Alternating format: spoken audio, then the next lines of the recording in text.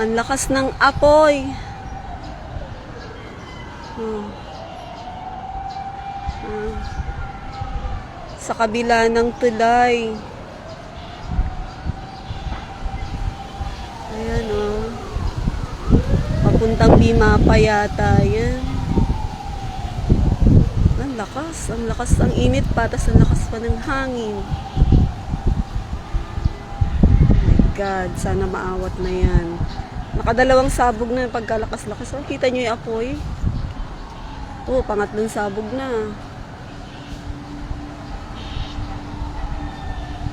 Lakas ng apoy.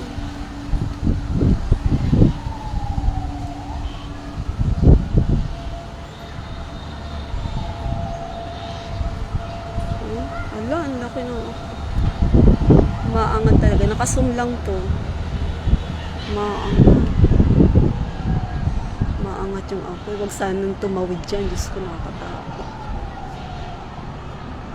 Parang delikado rin yung mga nasasakyan na dumadaan dyan, oh. Baka mamaya, mga ano sila. Laki na ng usok.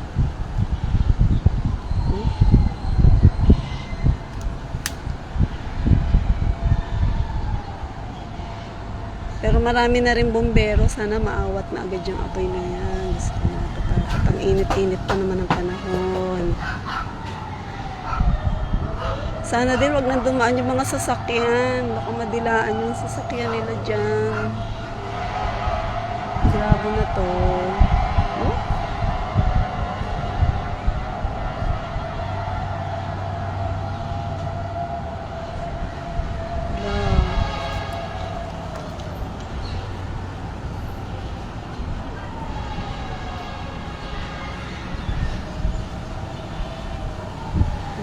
Talaga.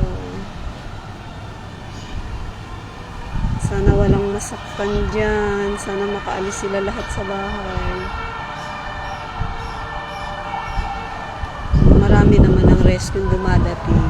Buti naman.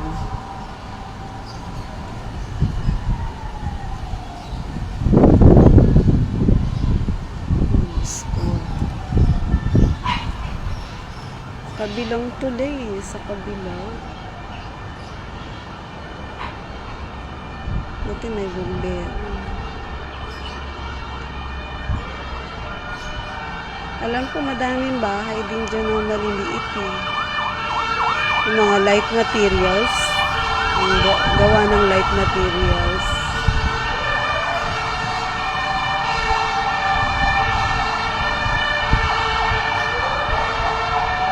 Wala, lumalakas pa yung apoy lalo.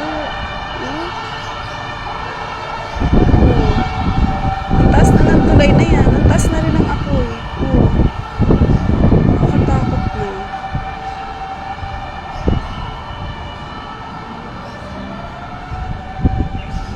Sana maapula agad. Grabe. Grabe ang usap ko.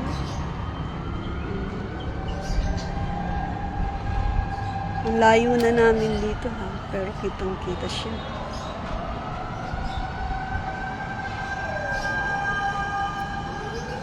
Buti na lang maraming bumbero na available.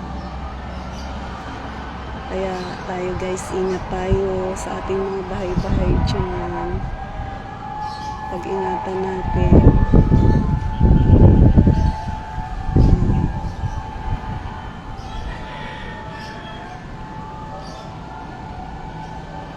Sana nga, Cora, nakaalis lahat yung mga tao dyan sa bahay-bahay nila. Opo, malapit sa Bimapa yan eh. Lakas talaga ng apoy.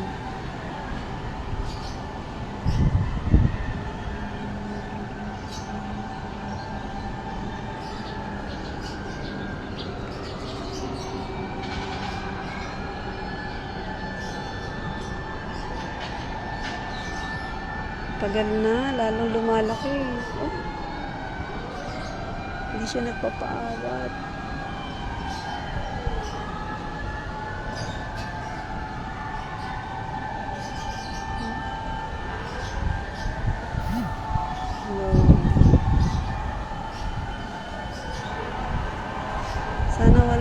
lumilipad dyan.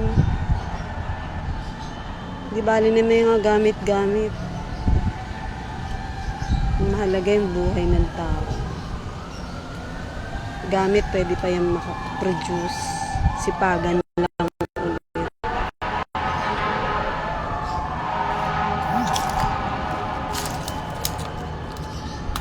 Parang sa Bima pa, Hazel, malapit. Bandang Bima pa sa kabila. Di ba yung yung expressway dito sa atin? Sa kabila nun. Parang sa tapat ng La Verdad. Katapat ng Ama, sa kabila. Kabila pa, hindi sa dito banda sa atin. Kabila pa.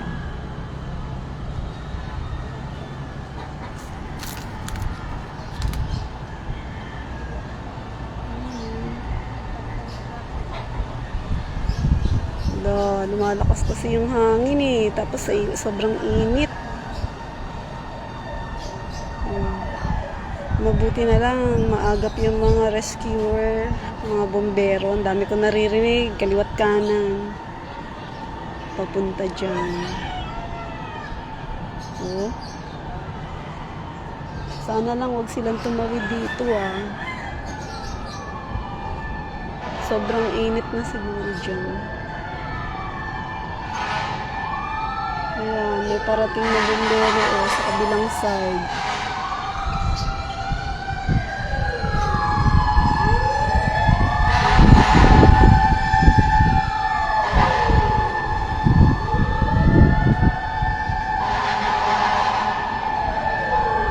Galit pa yung apoy eh. Umaakit pa pataas.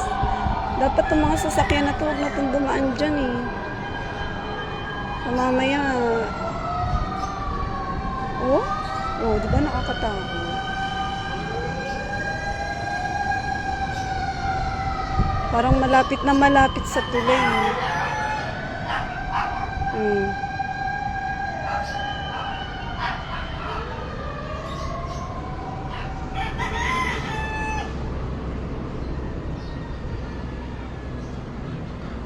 Sana tire out na agad.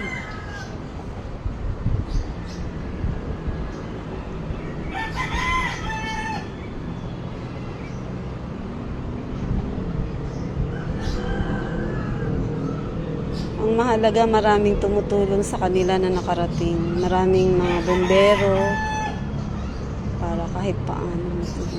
Pero talagang tumataas pa rin yung apoy eh. Mataas na yan tulay eh. Lampas pa sa tulay yung taas ng apoy oh. Tingnan nyo.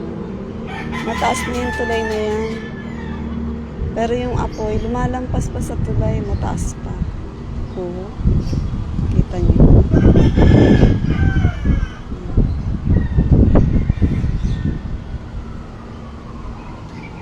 Nakakatakot naman. Kaya tayo, mag-ingat tayo ha.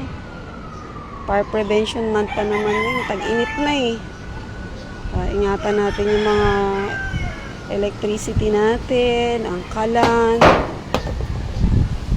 Ingatan natin lahat para maiwas tayo sa ganyang problema. Prevention is better than cure. Huwag iwanan ng mga bahay-bahay nung may mga nakasaksak pa dahil talaga naman ang init ng panahon ngayon. Tumataas pa talaga yung apoy. Mas ano na siya, malapit na siya sa poste kasi taas na ng poste. Nasa taas ng tulay ganyan siya kataas.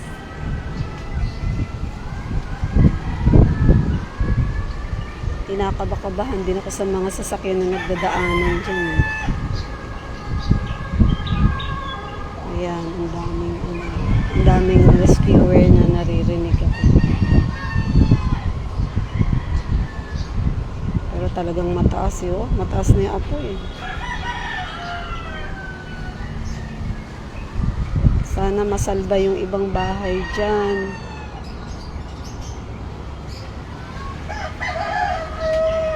Hindi pa naaabot ng apoy. Sana masalba.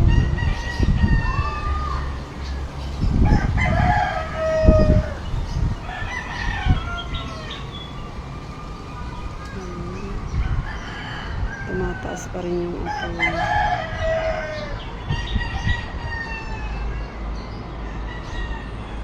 Kasi nakita ko yan dyan, marami dyan bahay-bahay na light materials ang pagkakagawa.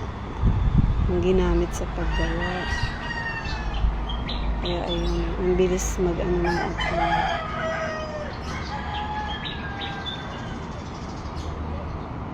Sana maapula agad sila. Tapos ako naman dito, kinakagat ng langgam kasi ang dahing langgam ng mangga. Sorry kung malikot yung kamay ay yung camera natin. Nangangamot lang ako.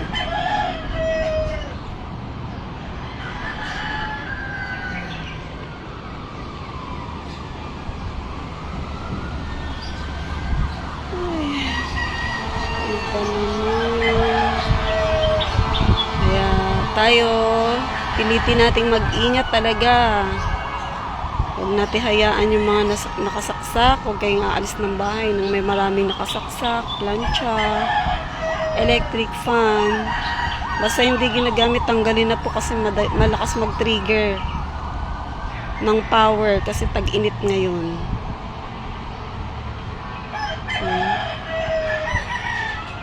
At kung maaari, huwag nyo iwanan ng bahay nyo na walang tao, lalo na ngayon tag-init. Kasi yun nga, pag may ganyang problema, di at least may tao sa bahay nyo kahit paano.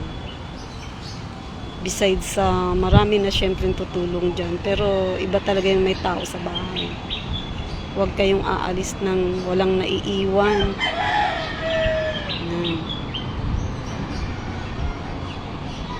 Okay.